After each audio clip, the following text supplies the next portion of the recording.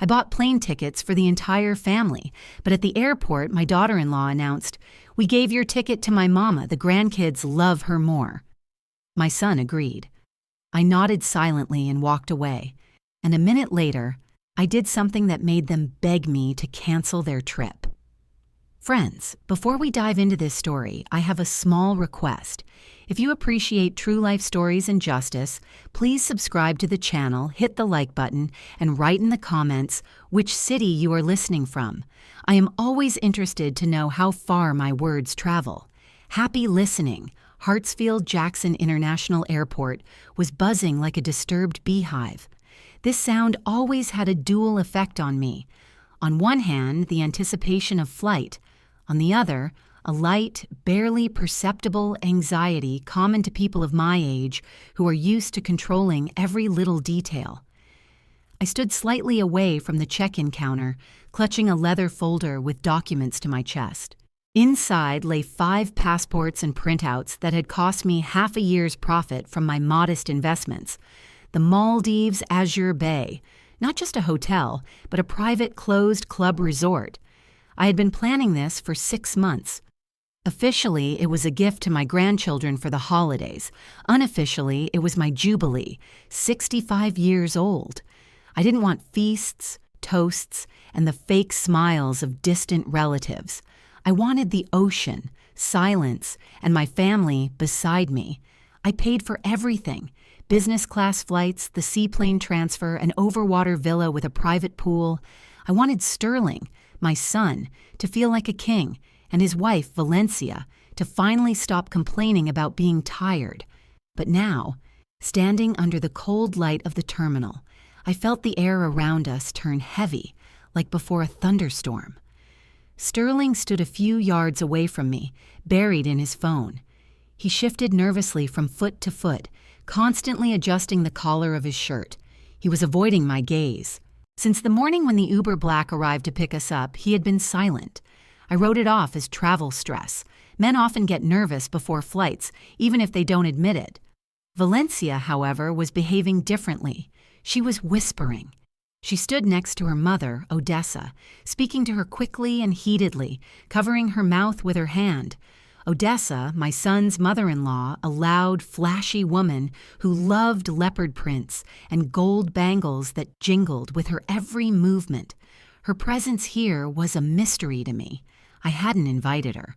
My budget was for 5 people: me, Sterling, Valencia, and the 2 grandkids, the twins. When Odessa appeared at the terminal entrance with a massive rolling suitcase, I assumed she had just come to see her babies off. That was her style: create a fuss, cry a little for the road, give a pile of unsolicited advice. But the suitcase was too big for someone just saying goodbye, and hanging on it was a priority tag. "Miss Julia Vaughn." Valencia's voice pulled me out of my thoughts. She was smiling, but her eyes remained cold and calculating. She was wearing an expensive cream-colored suit, the very one I suspected that had cost a chunk of the money I transferred to Sterling for business development. "It's time. Check-in is already open." We moved toward the counter. The grandkids, 7-year-old Cairo and Zuri, were running around the suitcases, oblivious to the tension among the adults. I felt a cold knot growing in my chest. My intuition, honed by years of working as a chief financial officer, was screaming, "The deal is dirty, A at the assets." But I brushed it off. This was family, my son, my blood. The young woman at the counter, impeccably polite in her airline uniform, looked up at us. "Good afternoon, your passports, please." I took a step forward, intending to pull the documents from my folder, but Valencia was faster. She deftly wedged herself between me and the counter, as if accidentally pushing me aside with her shoulder. "Here you go," she sang out, laying a stack of passports on the counter. I froze. I saw only 4 navy blue booklets. My passport remained in my folder.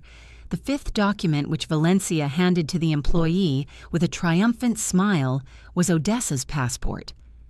"Valencia," I said quietly. My voice didn't tremble, but inside everything collapsed. "You made a mistake. That is your mother's passport. I have mine." Valencia turned to me slowly. Her face adopted an expression of mournful sympathy, the kind used when announcing the death of a distant relative whose inheritance has already been eyed. "Oh, Miss Eulalia, Ma," she addressed me, the way she only did when she needed something. We talked it over. Basically, we decided it would be better if Odessa came along. The terminal was noisy. They were announcing boarding for a flight to Dubai. Someone laughed, a child cried, but for me, a vacuum of silence descended. "What do you mean, better?" I asked, looking not at her, but at my son. Sterling was still looking at the floor, studying the toes of his expensive loafers. "But surely you understand." Valencia lowered her voice, pretending to care about my reputation. "The flight is long, 14 hours, your blood pressure. Last month you complained about a migraine, and over there it's the heat, the humidity. Doctors really don't recommend drastic climate changes at your age." "My blood pressure is normal," I stated clearly, "and this is my birthday." "Exactly," Odessa chimed in, entering the conversation. She adjusted the massive necklace on her neck. "Ulia, honey, why do you need this stress?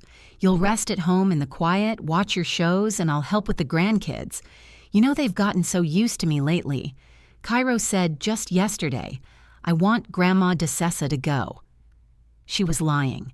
I saw it in the shifting eyes of the twins who had gone quiet, sensing the conflict. "Sterling!" I spoke his name like a final argument, like a demand. My son finally raised his head. In his eyes, I saw what I had feared seeing all my life: cowardice. He was my creation, my project into which I had poured everything, but somewhere I had made a fatal mistake. He wasn't a man, he was an appendage to his wife's ambitions. "Ma, come on," he mumbled, shrugging his shoulders. "Val is right. It'll be hard on you, and Odessa, she's more energetic, and the kids have more fun with her. Don't be offended, okay? We'll bring you a souvenir. It's just going to be better for everyone this way." For everyone? I looked at them. At Valencia barely suppressing a triumphant smirk, at Odessa already mentally trying on a swimsuit at my villa, at Sterling who betrayed me for peace in the bedroom. They had planned it all. They knew I would pay for the tickets. They knew I wouldn't make a scene in a public place. They counted on my upbringing, on my pride, on my habit of swallowing insults silently so as not to air dirty laundry. They thought I was just a wallet with the function of a grandmother. I exhaled slowly. The anger that might have made another woman scream and stomp her feet transformed within me into an icy clarity. It was the same feeling I experienced before shutting down an unprofitable branch. Pity vanished. Only accounting remained. "I understand," I said calmly, so calmly that Valencia even blinked in surprise. I opened the folder and took out the printouts. Hotel reservations, transfers, insurance. The entire package of documents without which their trip would just be a walk around the airport. "Here are the vouchers." I placed the papers on the counter next to Odessa's passport. "Since you've decided everything, I won't get in the way." "You're a miracle, Ma." Sterling exhaled with relief and even leaned in to peck me on the cheek, but I took a barely noticeable step back. "Have a good flight," I said. I turned and walked toward the exit. I heard Valencia giggle behind my back. "See? I told you she'd understand everything. Old folks need their rest." I walked through the crowd. My back was straight as a guitar string. The glass doors parted before me, letting in the cool Atlanta air. I didn't call an Uber. Instead, I took out my phone. In my contacts, I found a number I hadn't used in about 3 years. Mr. Abernathy, personal banker. "Call Miss Vaughn?" A surprised, slightly raspy male voice answered. "Didn't expect this. Glad to hear from you." "Hello, Julian," I said, watching another airliner take off into the sky above ATL. "Do you remember we discussed the golden parachute protocol in case I decided to abruptly change the family asset management strategy?" "Of course I remember, but you said that was an extreme measure." "The time has come, Julian. Initiate the protocol. Yes, immediately. They are going through passport control right now." I ended the call and smiled for the first time in that hour. Truly smiled. I didn't go home. Instead, I went up to the second floor of the terminal, to that bar with panoramic windows where business people usually kill time before long trips. I took a table right by the glass. From here, the airfield was in full view, a huge mechanism gridlocked with lights where every screw knew its place, unlike my family. "Double Hennessy," I told the waiter who approached. He glanced briefly at my severe gray coat, nodded, and vanished. I watched as the huge jet carrying my son, my daughter-in-law, and her triumphant mother slowly taxied to the runway. They were probably already unfastening their belts, anticipating champagne. Sterling most likely stretched his legs into the aisle. He always did that, believing rules were written for economy class. The waiter placed the snifter before me. The amber liquid swayed, catching the glint of the airfield lights. I took a sip. The warmth spread through my chest, but didn't melt the ice crystal that had formed there half an hour ago. I took out my phone. The screen lit up, reflecting in the glass. The Private Capital app loaded instantly, greeting me with a black minimalist interface. For years, I lied to myself. I called it support, a startup help for a young family. I let Sterling think his consulting firm was a successful business, but the only client of that firm, in essence, was me. I ran fictitious consultations through his accounts, paid for non-existent reports, just so he would feel like a man, a provider. His platinum card was linked to my main account. He never saw the real bills for the apartment, for the grandkids' private school, for the lease on his black SUV. I wasn't a mother. I was an ATM with a heartbeat, and today this ATM decided to close for maintenance. My finger hovered over the Family Access Management icon. 2 names were listed there, Sterling Vaughn and Valencia Vaughn. The limits were set to unlimited. I chuckled. What irony! Boundless love converted into unlimited credit, and they decided it would always be this way. I pressed Edit Field Credit Limit. I erased the infinity symbol and entered a single digit, 0. Then I went to the current transaction section. There it was, the largest sum for today, $25,000 resort prepayment. The payment went through 2 hours ago as a gift to family. In banking terminology, this meant I was voluntarily covering the expenses of third parties. I pressed the Dispute Transaction button. In the drop-down menu of reasons, I selected Unauthorized Overdraft, Expense Classification Error.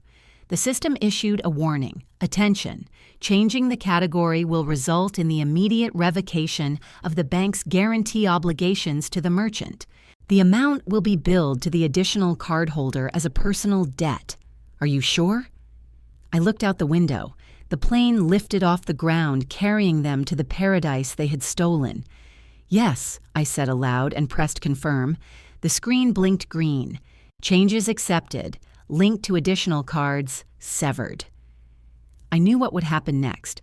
I could see it as clearly as if I were sitting in the adjacent seat, somewhere up there at 30,000 T. A flight attendant in a red uniform with a practiced smile was rolling a cart with drinks. In business class, alcohol is included in the price, but Sterling always loved ordering something special that wasn't on the menu just to show off. "A bottle of Cristal, please," he probably said casually, extending that platinum card. Valencia was likely already taking a selfie with a glass, and Odessa was loudly admiring the service, glancing at the neighbors. The flight attendant inserted the card into the terminal. A second of waiting. Sterling smiled, anticipating the first sip of freedom from maternal supervision. The terminal would have beeped. Short and nasty, red indicator. "I apologize, sir." The flight attendant's voice became a bit drier. Transaction declined. "The terminal rights? Card confiscated? Lost? That's nonsense." Sterling must have laughed, waving it off casually. "The chip got demagnetized. Try again, or enter it manually. It's unlimited." She tried again. Same result. "Sir, the bank is blocking the transaction. We need another form of payment." The smile slid off Sterling's face. He probably frowned, feeling the other passengers starting to look at him. He reached into his wallet, pulled out the second card. The reserve one I gave Valencia for household expenses. "Try this one." The flight attendant took the plastic. Waiting again. Beep. Again. Decline, sir. Insufficient funds.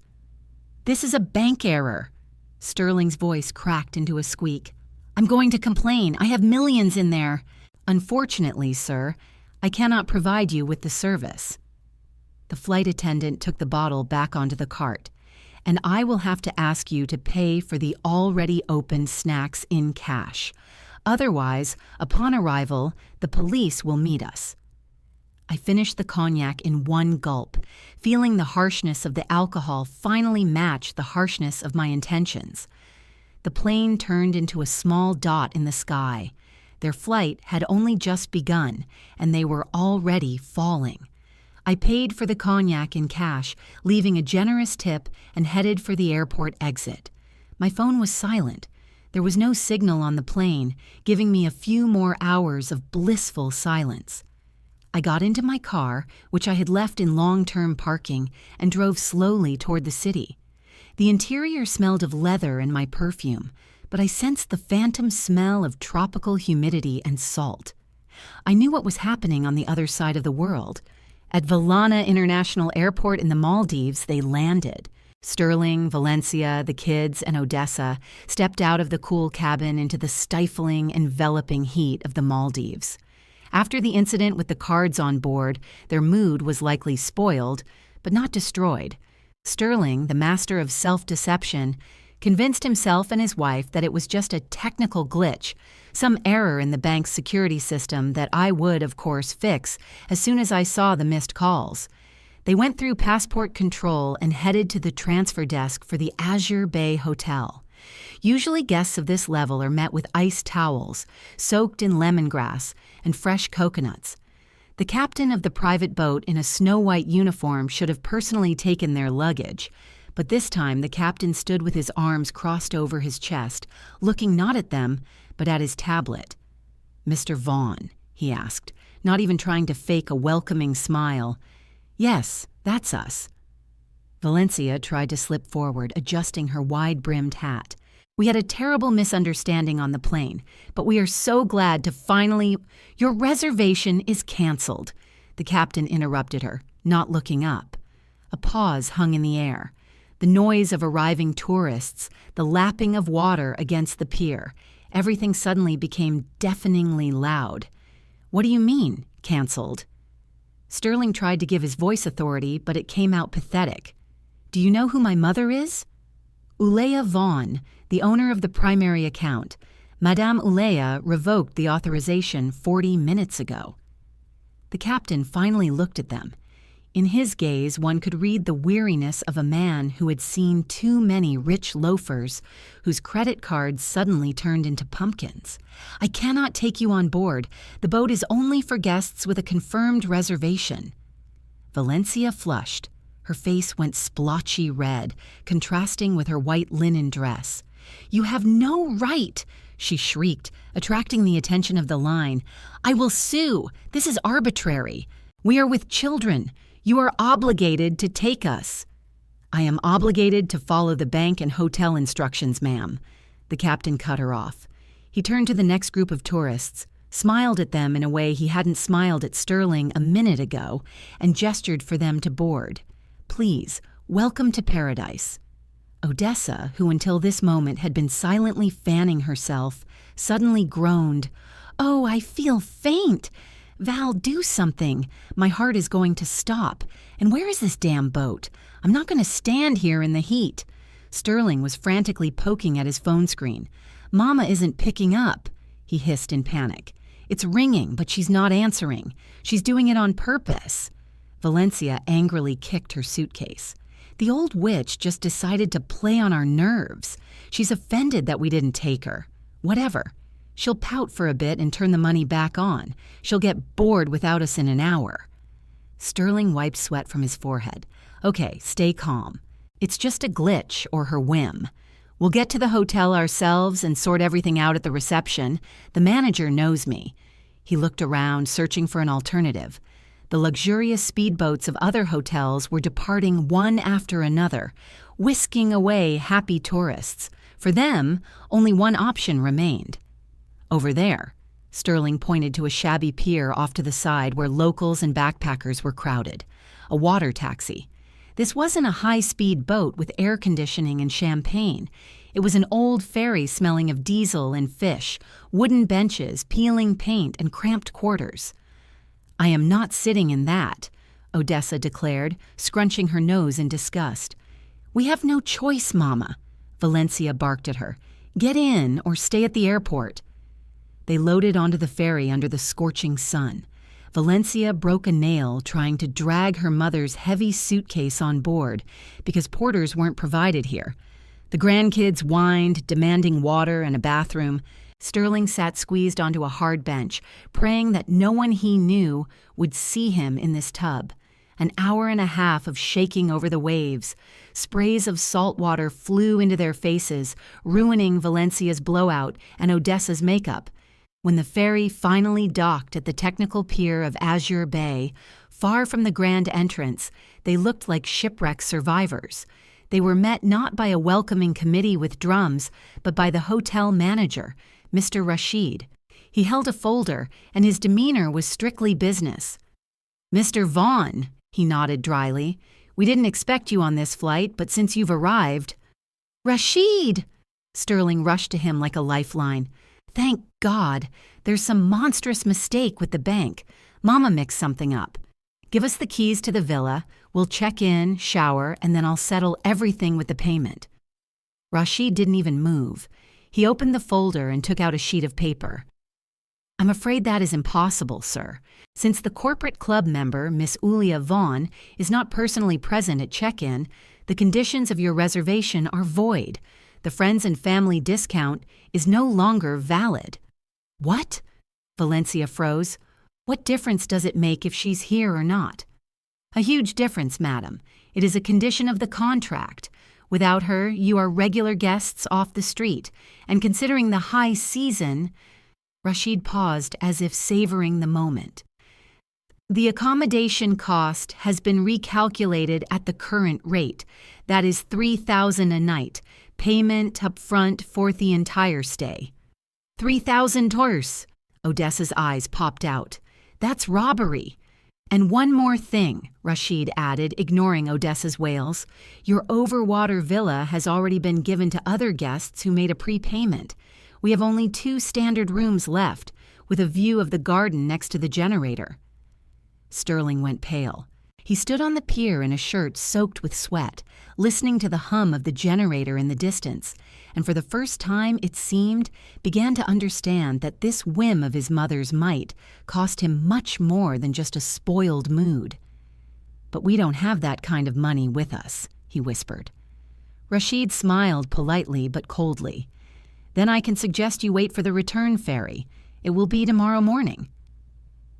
At that moment, I was parking my car at my home in Buckhead. The silence of the suburban evening was exactly the medicine I needed. I knew the phone in my purse was about to start exploding with messages, but I wasn't in a hurry to take it out. First mint tea and repotting the ficus. It had been cramped in the old pot for a long time, just like me. I entered my empty house, kicked off my heels, and felt the hardwood floor cool my feet. It was a pleasant sensation, the feeling of a home that now belonged only to me. No childish screams, no complaints from Valencia, no TV eternally turned on by Sterling. I went into the kitchen, put the kettle on, and took out a bag of soil. The ficus in the corner of the living room truly looked depressing. Roots were already protruding, demanding freedom. While the kettle was boiling, I took the phone out of my bag. The screen lit up, illuminating the semi-darkness of the kitchen. 37 missed calls, 12 voicemails, and an endless string of texts in the messenger. I opened the chat with Valencia. The messages flowed in a continuous stream of hysteria, all caps with a bunch of exclamation marks. "Mama, what are you doing? They won't check us in. They want $40,000 deposit.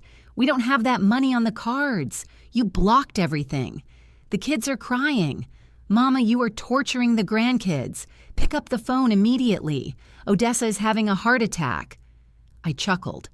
A heart attack hadn't stopped Odessa from demanding the business lounge an hour ago. I took a sip of tea, then opened the photo gallery on my phone. I found the photo of the contract I signed 6 months ago when buying the tour. That specific clause in fine print on the third page.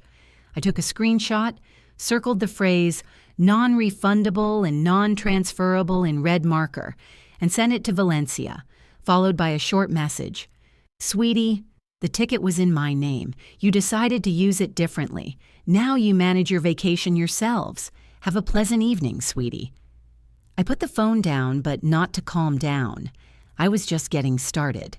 The ficus would wait. Now I needed to uproot larger weeds. I sat at my laptop. I knew the password to the family cloud by heart, although Valencia was sure I didn't even know how to use it. To them, I was a grandmother with a flip phone soul, even though I was the one who set up their entire home network. In the Documents folder, I found what I was looking for: scanned copies of property deeds, an office in Midtown Atlanta, 1,200 square feet, a prestigious business center, panoramic windows, oak furniture.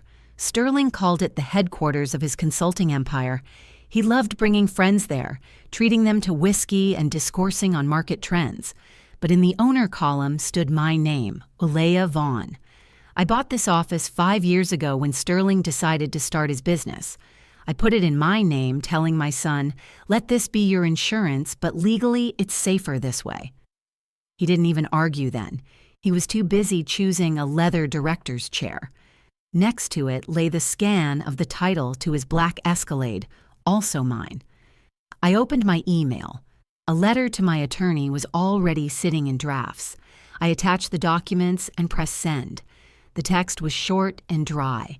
Dear Mr. Roberts, please prepare documents for the transfer of ownership of the property at address and the vehicle to Real Estate LLC for subsequent urgent liquidation. You have the power of attorney for the sale. Act immediately. Eulalia. This wasn't just a blow to the wallet, it was a blow to Sterling's identity. Without the office, he was nobody. Without the car, he was a pedestrian. His entire life was a decoration built on my foundation, and I had just pulled out that foundation. I picked up the phone and typed a message to my son. Sterling, I've been thinking. At my age, one needs to simplify life, get rid of excess ballast. I decided to sell the office. Since you are such a successful businessman, you can surely rent something suitable yourself or work from home. You have 24 hours to move your personal belongings. Then the locks will be changed. Eulalia. Send. And now let's transport 6,000 miles south. Sterling stood in the hotel lobby trying to catch a weak signal from the local Wi-Fi. Chaos reigned around him. Valencia was screaming at Rashid, demanding to speak to upper management. Odessa sat on a suitcase, fanning herself with a brochure, loudly proclaiming that such a mess never happens in Jamaica.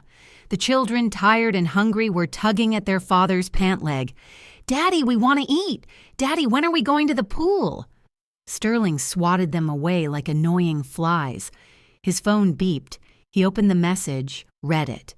His face, already pale from stress, turned gray, earthy. What is it? Valencia, noticing the change in his face, stopped mid-sentence. She transferred the money. Sterling looked up at her. In his eyes was not just fear. There was the panic of a man who suddenly realized he is standing on the edge of a precipice with no parachute on his back. The office, he wheezed. She's selling the office. What office? Valencia didn't understand. Your office. It's not mine, Valencia. Suddenly, he screamed, breaking into a squeal.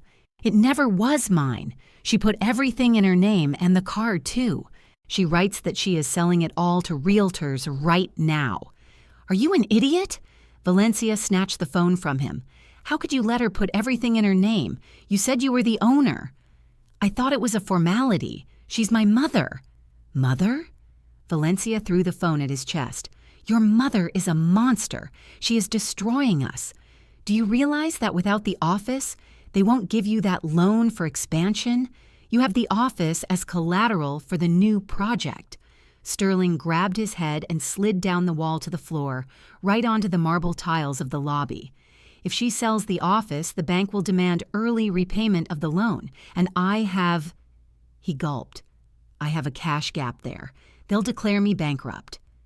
Odessa, hearing the word bankrupt, stopped fanning herself. So, she said, getting up from the suitcase, her voice suddenly became hard and businesslike, without any baby talk. That means there is no money and there won't be any. Mama, wait! Valencia rushed to her husband. Call her. Call and beg. Say anything. Get on your knees. Record a video. Let her stop the sale. Sterling pressed the call button with trembling fingers. The rings were long, drawn out. I looked at the screen of my phone lying on the kitchen table. The name Son blinked on the display. I sipped my tea. It was delicious Earl Grey. I didn't answer. Let him suffer. Let him realize the lesson had only just begun.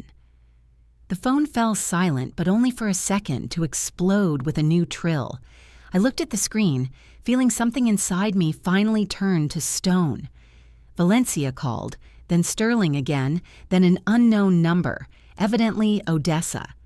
I turned off the sound, flipped the phone screen down, and returned to repotting the ficus. Hands in the earth, the smell of dampness and peat. This was soothing. It was creative work, unlike what I'd been doing for the past 20 years, raising parasites. Meanwhile, on the other side of the world, paradise was finally turning into hell. They had been sitting in the lobby for 3 hours. The air conditioners were working at full power, but it didn't cool the atmosphere. Sterling sat on the floor, head in his hands. Valencia paced the space from the check-in counter to the exit, furiously clicking her heels. "We can't sit here forever," she yelled, stopping abruptly in front of her husband. "Do something. Are you a man or a rag? What am I supposed to do, Valencia?" Sterling looked up at her with red, inflamed eyes. "My card is in the negative. The office is being sold. Mama isn't picking up." At that moment, Rashid approached them. His patience seemed to have run out along with the workday. "Ladies and gentlemen," his voice was icy, "the lobby is closing for nightly cleaning. You will have to leave the premises." "Where will we go?" shrieked Odessa. "Into the street? At night with children? You are animals." "I can call the police if you refuse to leave voluntarily," Rashid replied calmly. "Or you can pay for the rooms." "We don't have money," Sterling barked. Then Rashid pointed to the exit. "The public beach. There are benches there." This was the end of the illusion, the end of the beautiful life. They walked out into the stifling tropical night. The humidity immediately clung to them like wet cotton. Mosquitoes, usually poisoned on the hotel grounds, felt like masters here, beyond the perimeter. Odessa, that beloved grandmother, suddenly stopped and threw her handbag onto the sand. "This is all your fault." She poked a finger at her daughter. "Let's take Mama. Let's save on the ticket. It's bad for the old lady to fly anyway. You saved money. Now we are bums in the Maldives." "Me?" Valencia choked with indignation. "You whined for a week yourself. Oh, I want to go to the ocean. Oh, warm my bones." "You yourself suggested taking her ticket. She's old. She won't understand." "I suggested it, you snake." Odessa stepped toward her daughter. "You are always greedy, just like your father. I warned you, don't anger the mother-in-law until she rewrites the will. And she's a sucker. She'll swallow everything. She swallowed it all right." The children, Cairo and Zuri, sat on the suitcases and cried quietly. They wanted to eat, sleep, and go home. They didn't understand why the adults were screaming and why Grandma DeSessa, who always gave them candy, now looked like the evil witch from a fairy tale. "Shut up, both of you," Sterling yelled. He raised his voice at his mother-in-law for the first time in his life. "You both drove me to this. You made it all up. I said, don't touch Mama's ticket." "You said," Valencia laughed, and that laugh was scary. "You stood there and nodded like a calf. 'Yes, Mommy, it'll be better this way.' You're a coward, Sterling. You're just a zero without Mommy's money." She hit the mark and he knew it. Sterling snatched his phone. He dialed my number again, but this time he didn't wait for the rings. He recorded a voice message. I listened to it 10 minutes later when I finished with the ficus and washed my hands. His voice trembled, breaking into sobs. In the background, the sound of the surf and Valencia's hysterical screams were audible. "Eulalia, Mama! Mommy, please forgive us. We are idiots. We understood everything. We have nowhere to sleep. The kids are hungry. Odessa. She just lost her mind. She's screaming at Valencia. Mama, I beg you, unblock the cards, at least for food, at least for return tickets. We'll come back and I'll work it all off, I swear. Cancel the sale of the office. I'll perish without it. Mama, we are family." I sat in the kitchen looking at the dark window. Family. A beautiful word. I pressed the call button. He answered instantly as if he was holding the phone to his ear. "Mama, Mama, thank God. Did you hear? Did you forgive us?" "Hello, Sterling." My voice sounded cheerful, even merry. "Why are you whispering?" I walked away so they wouldn't hear. "Mama, it's hell here. Put everything back, please. Put back." I pretended to think. "But son, you said yourself at the airport the grandkids love Odessa more. Doesn't Grandma's love keep you warm? Won't she feed you?" "Mama, don't mock me, Odessa. She's a monster. She only thinks about herself." "Really?" I was sincerely surprised, and it seemed to me she was the ideal grandmother. Energetic, fun, not like me, old and sick. "By the way, Sterling, I can't talk long right now." "Why? Are you busy? What can you be busy with at 2 a.m.? "I'm meeting with a realtor." I lied, although the meeting was scheduled for the morning, but for him it sounded scarier than any truth. "We have an urgent deal. A buyer for for my office was found very quickly. He offers a good price for urgency." "No, Mama, no, don't sell. This is the end." "This isn't the end, Sterling. This is the beginning of your independent life. You always wanted to be independent. Here is your chance." "Mama, how will we get back? We don't have return tickets. You canceled them." "Well, Odessa is an inventive woman. Let her come up with something. Maybe she can sell her gold trinkets. They are heavy, surely." "Mama." "Good night, son." Or good morning. I got confused with the time zones. "Oh, yes, say hello to Valencia. Tell her I appreciated her concern for my blood pressure. It is perfect right now." I hung up. My heart beat evenly. My hands didn't tremble. I felt a strange lightness, as if I had thrown a backpack of stones off my shoulders that I had been dragging for years. They were there, on the beach, devouring each other like spiders in a jar, and I was here, in silence, drinking tea and planning tomorrow. And in this plan, there was none of them. I went to bed, but sleep didn't come. Not because of conscience. It was cleaner than ever, just adrenaline. The same kind that drove me forward all the years of building a career was bubbling in my blood again. I knew the morning show would be even more interesting. Did they stay on the beach? Of course not. Pride is pride, but mosquitoes and dampness quickly knock the arrogance out of you. They found the cheapest motel in the airport area, a dirty flophouse with a fan instead of air conditioning and roaches the size of a finger. I found out about this because Sterling sent me a photo of their dinner, styrofoam cups with hot water and instant noodles. In the background, on a sagging cot, sat Odessa with the expression of a deposed empress. In the morning, at exactly 9 a.m., my phone rang. Video call, Sterling. I accepted the call. I was sitting in my favorite armchair in a silk robe with a cup of freshly brewed coffee. Light jazz music was playing in the background. On the phone screen appeared a picture that would make any maternal heart tremble. Any, but not mine. Not today. Sterling looked terrible, unshaven with bags under his eyes, in the same wrinkled shirt. Next to him, squeezing into the frame, sat Valencia. Her face was swollen from tears, but her eyes burned with an angry, determined fire. "Miss Ulia," Valencia began, not even saying hello. Her voice trembled, but she tried to keep her composure. "We need to talk seriously, without emotions." "I'm listening." I took a sip of coffee, demonstratively enjoying the aroma. "Look at this." Valencia jerked the camera, showing the room, peeling walls, a dirty floor, a narrow window with bars. These are inhumane conditions. The children are sleeping on one mattress with us.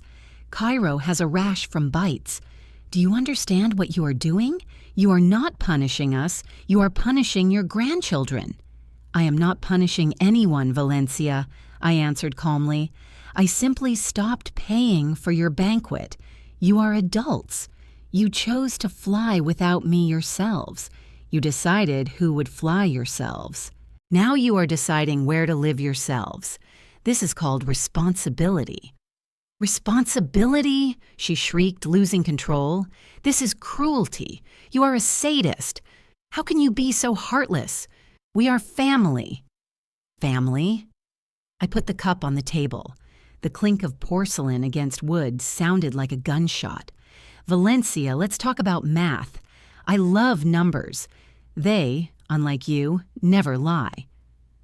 I took a notepad from the table in which I made notes last night. I calculated here, I continued, looking straight into the camera, into her dilated pupils. Over the last 10 years, I invested $2 million in your family. Apartment, cars, vacations, clothes, kids' tuition, Sterling's business, $2 million. Sterling pulled his head into his shoulders. Valencia opened her mouth, but I didn't let her get a word in. In the investment world, Valencia, this is called a loss-making asset. I invested hoping for dividends. Not in money, no, in respect, in love, in care. And what did I get? We gave your ticket to Mama. 0 yield. Total default. It's all money, Valencia interrupted. You measure everything in money. What about feelings? Feelings, I chuckled. Okay, let's talk about feelings and your care. Sterling, do you remember that account we opened 3 years ago? The rainy day fund. You transferred $500 there every month from the money I gaveo you for development. Sterling blinked. Well, yeah, Untouchable, fourth the kids, college. Untouchable, you say? It shifted my gazito Valencia. She suddenly went so Polish she began, blending with the peeling wall of them hotel. Valencia, maybe you can tell your husband where that foo undis right now. You don't understand what you re talking about. She babbled, looking away. Don't understand. Took another sheet of paper, bank statement. Last transaction 2 weeks ago. 1,000, Louis Vuitton store, Lenox Square. Silence hung in the motel room. Even through the screen, I felt the air thicken. Sterling slowly turned his head toward his wife. Valencia. His voice was quiet, terrifying. You took money from the kid's account? Sterling, listen. She began backing away, bumping into the iron bed. I just borrowed it. I needed status. You want me to look dignified yourself. I wanted to buy those suitcases so we would fly to the Maldives beautifully. Suitcases? Sterling jumped up. You bought suitcases with college money, the very suitcases that are lying in this hole right now? It was an investment, she screamed. In our image. Image. Sterling grabbed his hair. We are eating ramen and you have suitcases worth $5,000. And you. Valencia went on the counterattack like a cornered rat. You haven't earned a single dime yourself. You live on Mommy's handouts. You're a gigolo, Sterling. I'm a gigolo. Why, you... I watched this with the cold curiosity of an entomologist. The masks were torn off. The loving wife turned out to be a thief. The caring mother spent the children's future on rags. And my son finally saw who he was sharing a bed with. Stop it, I said quietly, but they fell silent. Sterling, I addressed my son, now you know the truth. Your wife steals from you, your mother-in-law despises you, and I am closing up shop. I am canceling all powers of attorney. I am closing all accounts. No more infusions. Survive on your own. Mama, wait. Sterling rushed to the phone. His face was distorted with despair. I'll divorce her. I'll fix everything. Just get us out of here. Whether you divorce or not is your business, I answered. But I won't give money. You have hands, feet, and a head. Come up with something. You are a businessman." I reached for the end call button. "And one more thing, Sterling," I added finally. "Ask Valencia where the rest of the sum is. There should have been more than the suitcases cost." Valencia froze. Her gaze darted to the corner of the room where, on a chair covered with a newspaper, Odessa sat. The same Odessa who was now suspiciously quietly chewing a sandwich, trying not to attract attention. "Mama," whispered Valencia, "you said you needed money for teeth," Odessa choked. I pressed end call. The screen went dark. I leaned back in the armchair. The puzzle came together. Valencia stole from Sterling and me, and Odessa stole from Valencia.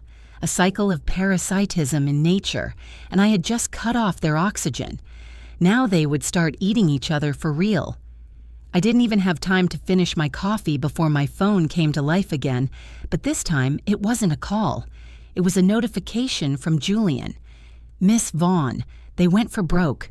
Check YouTube link attached." I opened the link. Valencia appeared on the screen. She was sitting against the background of the peeling motel wall, disheveled with tear-stained eyes, clutching a frightened Zuri to herself. The video was titled, "Monster Instead of Grandma, How Mother-in-Law Left Grandkids to Die on the Street." "Help us," sobbed Valencia into the camera, wiping tears with her sleeve. "We are stuck in the Maldives. My mother-in-law, Eulalia, a well-known financier in Atlanta, tricked us here and blocked all cards.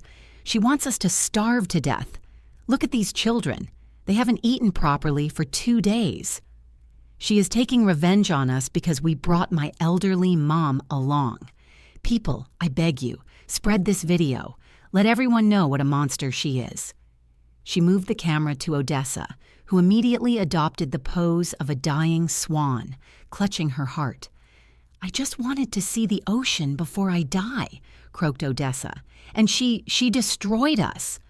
The video had already gathered 10,000 views. Comments poured in like hail.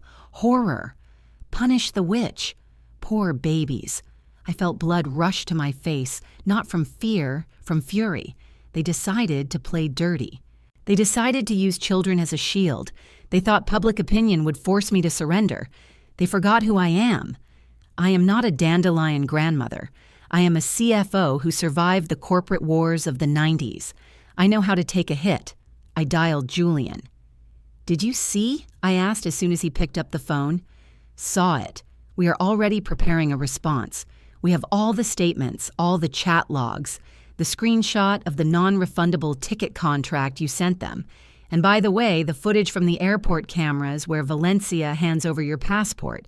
I know the head of security there. He helped publish it. I said, everything with numbers. Let people see not emotions, but accounting."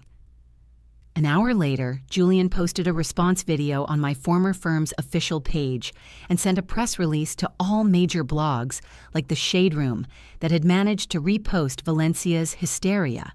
The headline was simple: "The price of free cheese, expense report."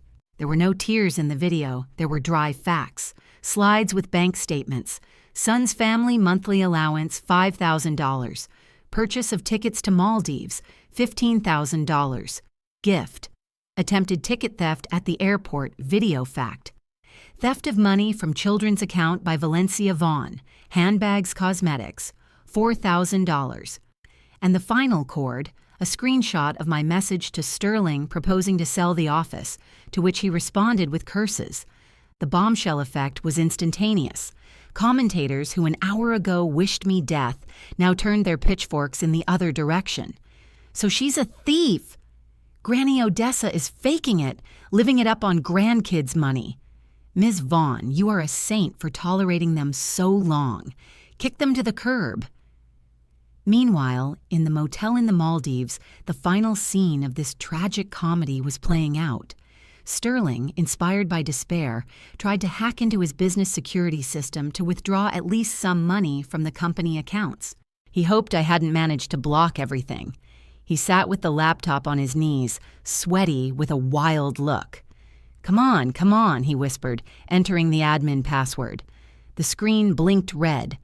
Access denied, account blocked by Founders Initiative. Administrative investigation underway regarding attempted unauthorized access. No! He punched the keyboard. Keys flew in all directions. She closed everything. Everything.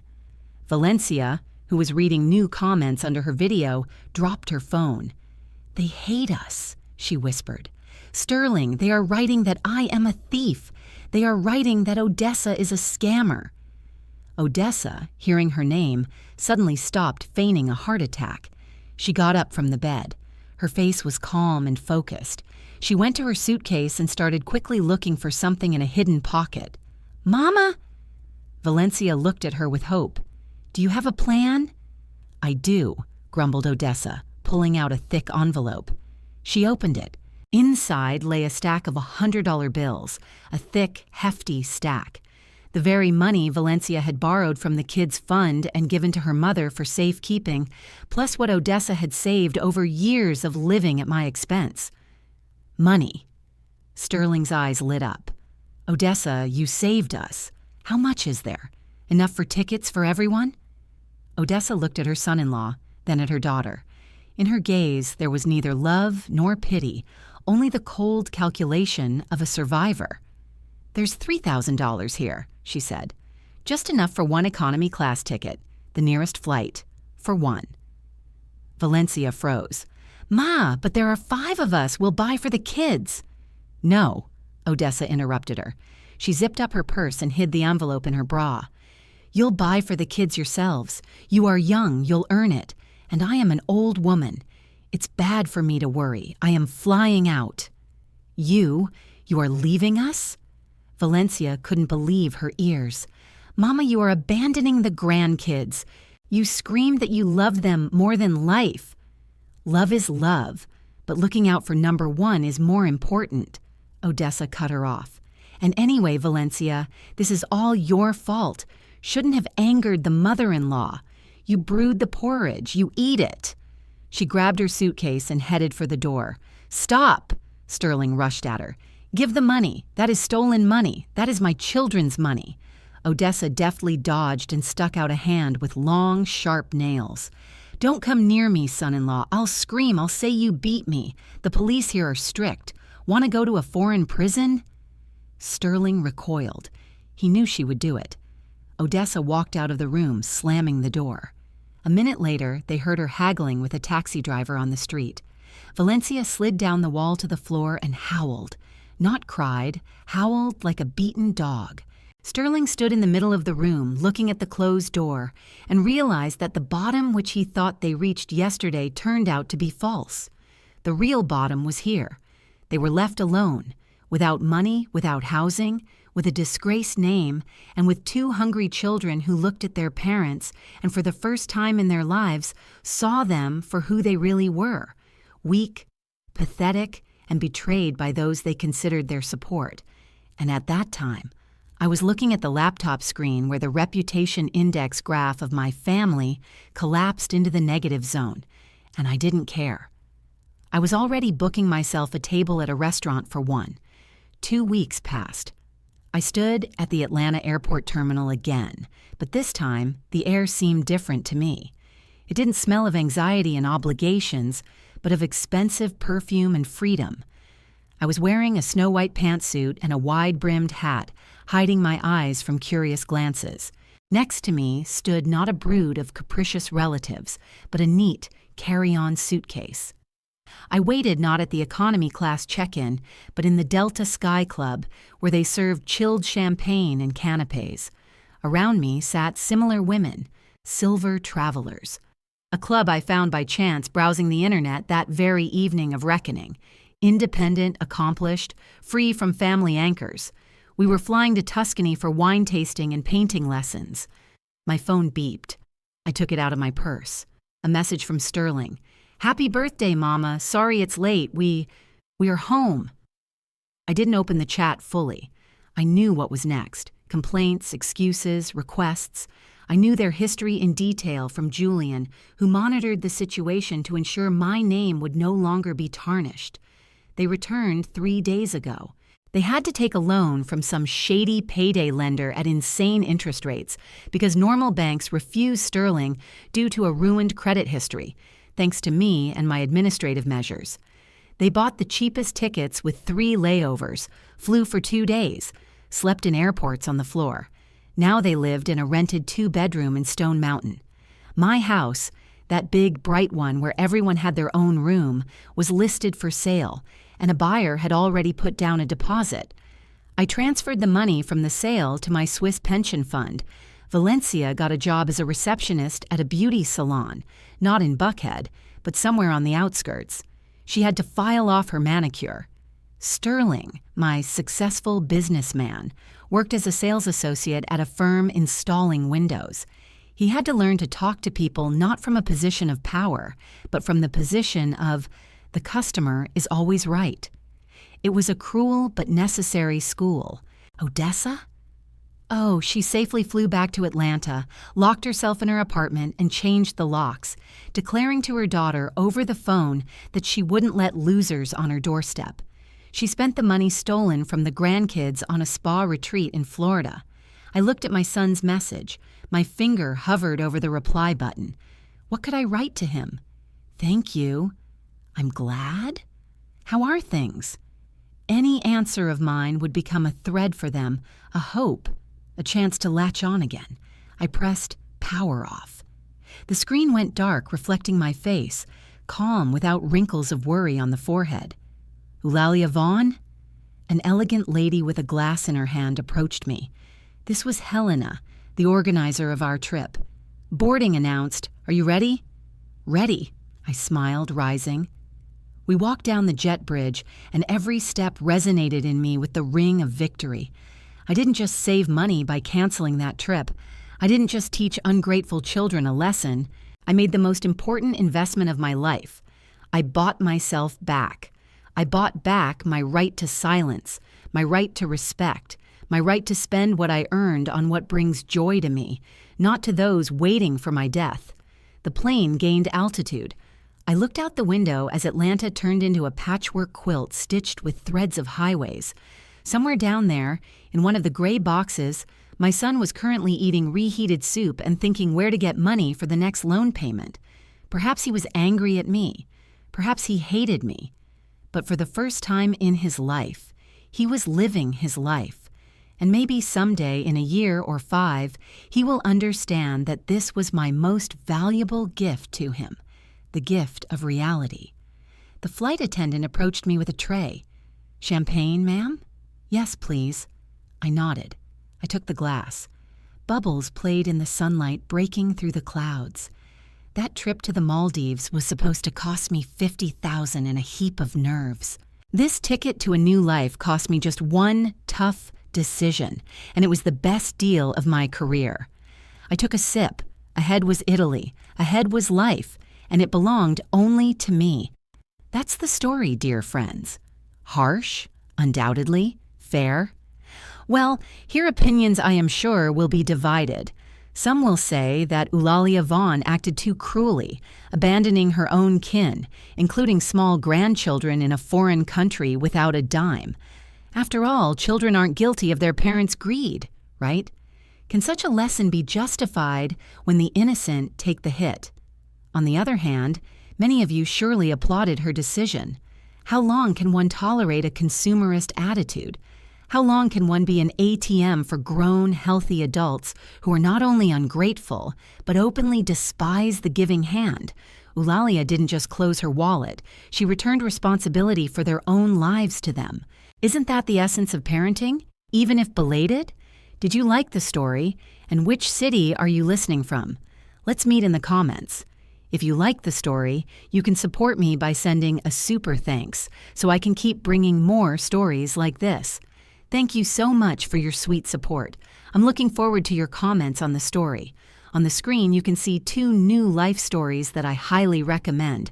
There's so much more on my channel. Don't forget to subscribe. See you in the next life story with love and respect.